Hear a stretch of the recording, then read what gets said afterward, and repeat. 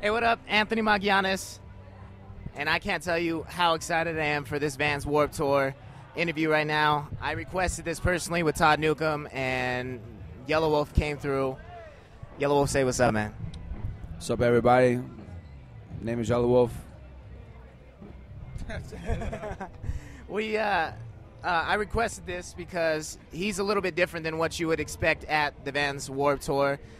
You got a lot of bands, but this guy's holding it down on the rap scene, which is a little bit more on my side.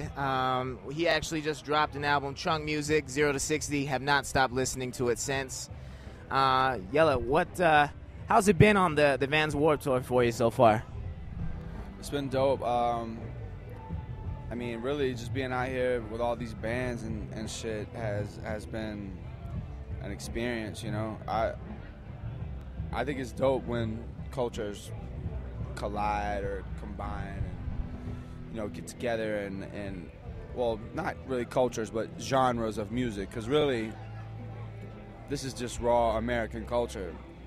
Most of the kids are really psyched on hip-hop, and I think that speaks for our generation. Like, the reason I'm out here doing this is because I came up on the same music that most of these bands came up on. Like, I've become really good friends with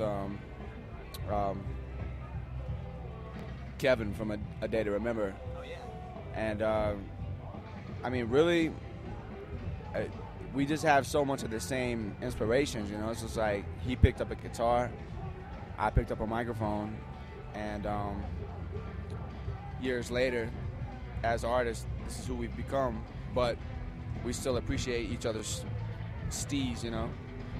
Whatever band it is, whether it's Pepper doing reggae style, or whether it's Day to Remember starting insane mosh pits, or with the heavy music, you know, or whether it's, you know, you come over to my set and it's just raw 808 music, you know.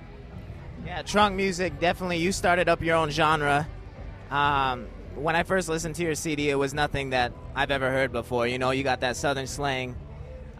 You're just bringing out something completely different. And, you know, being a white rapper as well, I think that sets you out completely different.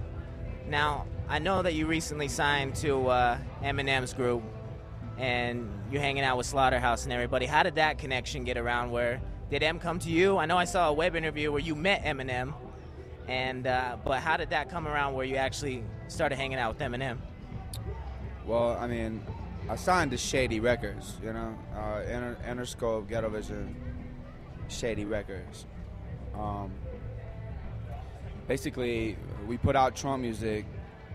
Trunk Music 0 to 60 is a re-release with a few added records from a mixtape I put out called Trunk Music. And after Trunk Music and touring and doing shows, I signed a deal with Interscope. And after I did a deal with Interscope Records, Trunk Music made its way to Paul Rosenberg's desk. And Paul Rosenberg passed it on to Marshall. And when Marshall went to Florida to work with Jim Johnson, who's a huge producer and a super good friend of mine, it's like my big brother, played him Pop the Trunk, a video that I had.